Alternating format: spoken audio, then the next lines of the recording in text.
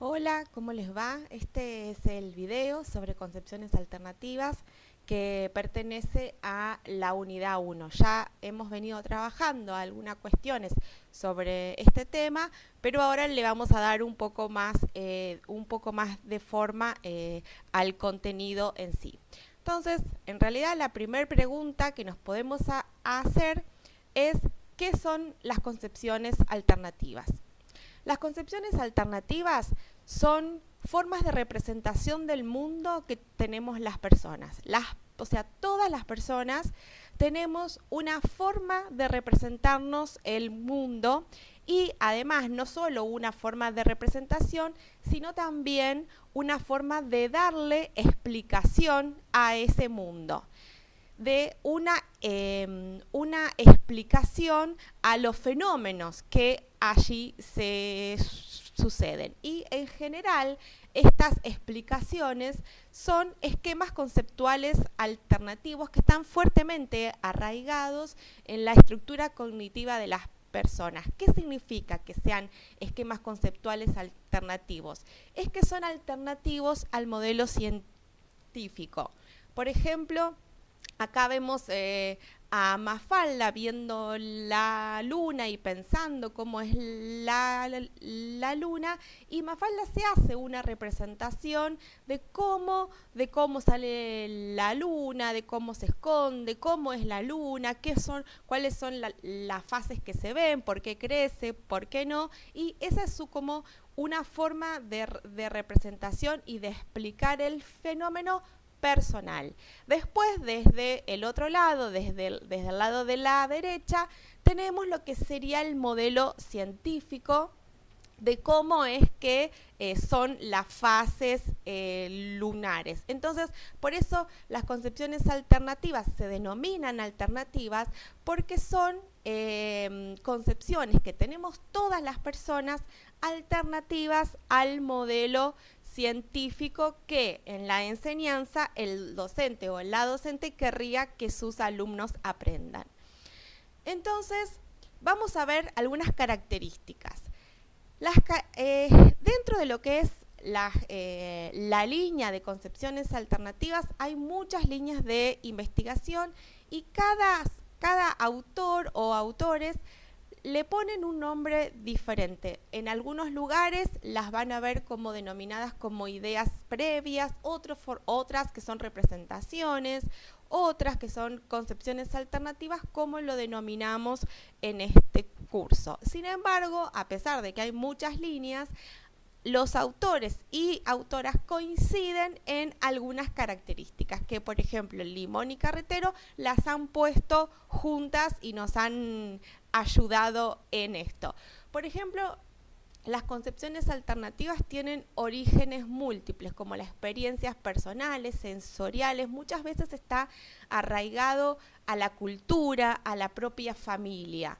Poseen un grado de coherencia interna, aparecen repetidamente, tienen mucha estabilidad y, como dije anteriormente, les permite a las personas explicar fenómenos del mundo. Se alejan de los modelos científicos, por eso se llaman concepciones alternativas.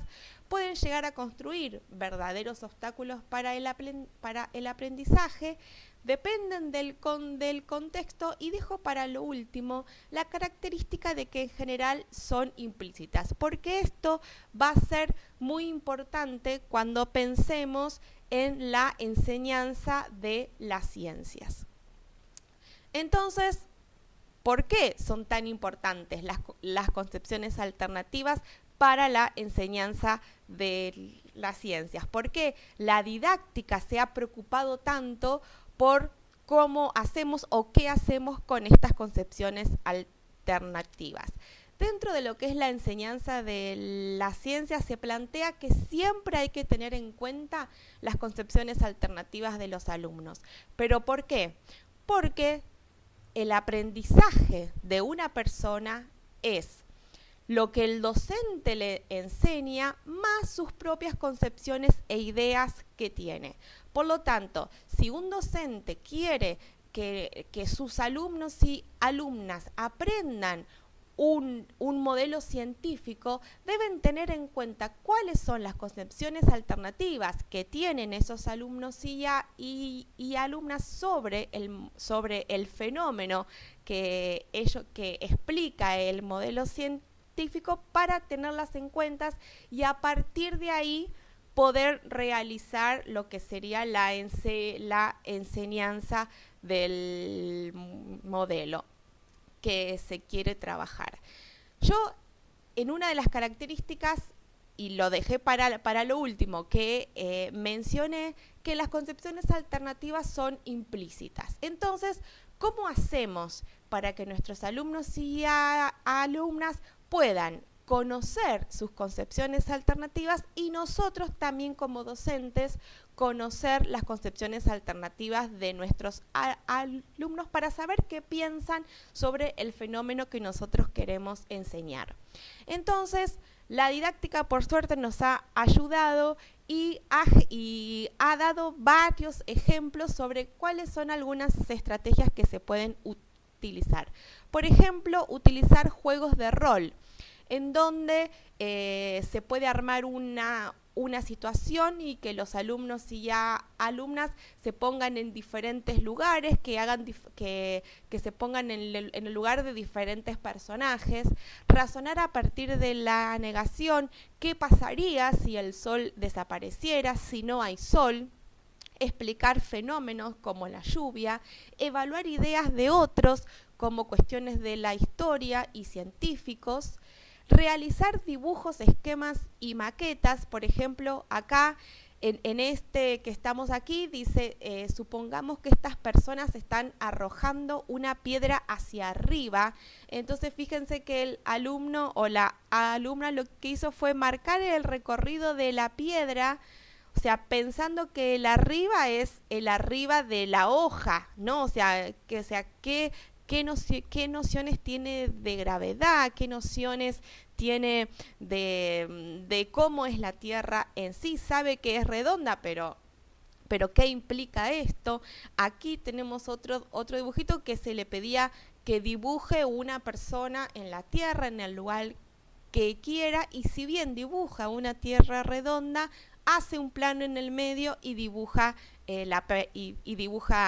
la persona. Entonces eso es muy interesante para tener en cuenta. También comparar analogías, por ejemplo, esto de que los árboles son los pulmones de la tierra, fijarse si está bien, analizarla, discutirla y demás. Estos son algunos ejemplos que nos facilita la didáctica para indagar estas concepciones alternativas de los alumnos. Pero, ¿cuándo tener en cuenta las concepciones alternativas de los alumnos y alumnas? La respuesta es muy sencilla, siempre. ¿Pero qué significa siempre? Al momento de planificar, en la literatura hay muchas investigaciones sobre concepciones alternativas de los alumnos. Entonces, cuando uno quiere trabajar sobre un modelo científico, puede obtener papers o investigaciones relacionadas con este tema. Entonces, al momento de la planificación, uno tiene que tener en cuenta estas concepciones alternativas de los alumnos, saber que sus alumnos y alumnas piensan de esa manera, explican los fenómenos, los modelos que uno quiere trabajar de esa manera. Luego, en el aula, cuando los alumnos y alumnas contestan de manera errónea frente a una pregunta que hacemos, entonces preguntar y repreguntar por qué está respondiendo de esa manera, cuál es la idea que hay detrás de esa respuesta errónea de alguna manera.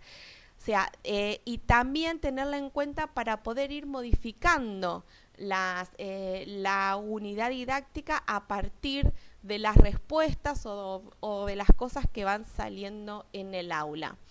Y también es interesante que depende el objetivo que uno como docente tenga, que los y las alumnas sepan cuáles son sus concepciones alternativas para que ellos también puedan ser partícipes de su propio aprendizaje, de cómo estas concepciones alternativas de alguna manera pueden ir cambiando y modificándose. Porque uno y una como docente lo que esperaría es que estas concepciones alternativas se vayan acercando a lo que sería el modelo científico que queremos que nuestros alumnos y alumnas aprendan. Entonces, ya cuando estamos hablando de qué pasa con estas concepciones alternativas, nos estamos metiendo un poco en el tema que viene un poco más adelante, que se llama cambio conceptual, que vamos a ver ahora algunas pequeñas cosas. Por ejemplo, ¿qué esperamos que hagan nuestros alumnos con sus concepciones al finalizar la unidad didáctica? Esperamos que las abandonen, que las cambien, ¿qué hagan con ellas? Bueno, inicialmente se pensó y se habló, Posner y compañía, de lo que sería el cambio conceptual. Posner planteaba que después de 4 pasos o 3 pasos, el alumno y la alumna podían abandonar sus concepciones alternativas y adquirir el modelo científico. Para esto tenía que existir insatisfacción con las concepciones existentes, es decir, el docente le muestra a sus alumnos y a alumnas un fenómeno el cual no puede ser explicado con las concepciones que tienen los alumnos. Entonces, le muestra, le describe la nueva concepción que sí explica ese modelo y tiene que ser una concepción inteligible, o sea, fácil de comprender, y además tiene que ser verosímil, o sea, que pueda explicar ese fenómeno. Después se generaron varias críticas, lo que es al cambio conceptual radical. ¿Por qué? Porque se hablaba de un cambio de conceptos. Yo cambio un concepto por otro. Y como dije inicialmente, el origen de las concepciones alternativas tiene que ver con la propia persona, con la cultura, con la familia y demás. Entonces, se lo criticó bastante porque no tenía en cuenta esto y se plantearon diferentes resistencias al cambio, que era una resistencia, era la experiencia cotidiana, o sea, lo que la persona puede explicar en lo cotidiano, si los alumnos tienen o no interés sobre el tema, y que muchas veces la evidencia empírica, que sería el fenómeno que se presenta para que el alumno abandone su concepción alternativa, esa evidencia para el alumno y alumna no significa absolutamente nada. Entonces, estas cuestiones son importantes a tener en cuenta cuando uno habla de resistencia al cambio. Después, y si nuestros alumnos nunca abandonan esas concepciones alternativas, ¿qué pasa con los nuevos aprendizajes? O sea, ¿tanto esfuerzo para qué? Suceden 3 cosas, pueden suceder varias cosas según la línea de investigación que uno tenga en cuenta. Las nuevas ideas son modificadas para adaptarlas a la forma de pensar, se hace un mix, son utilizadas en un número limitado de situaciones, o sea, lo que es adentro del aula y afuera del aula, y si no, se hace una integración jerárquica de las diferentes ideas.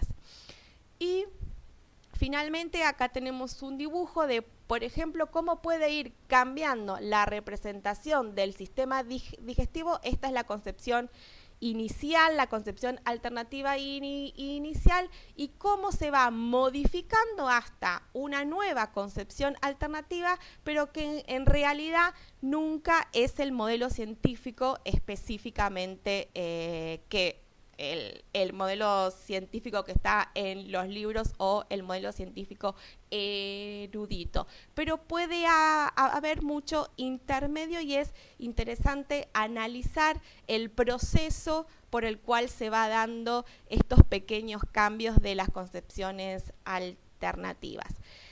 Aquí les dejo la bibliografía que fue utilizada para trabajar, para hacer esta presentación, y nos seguimos viendo. Saludos.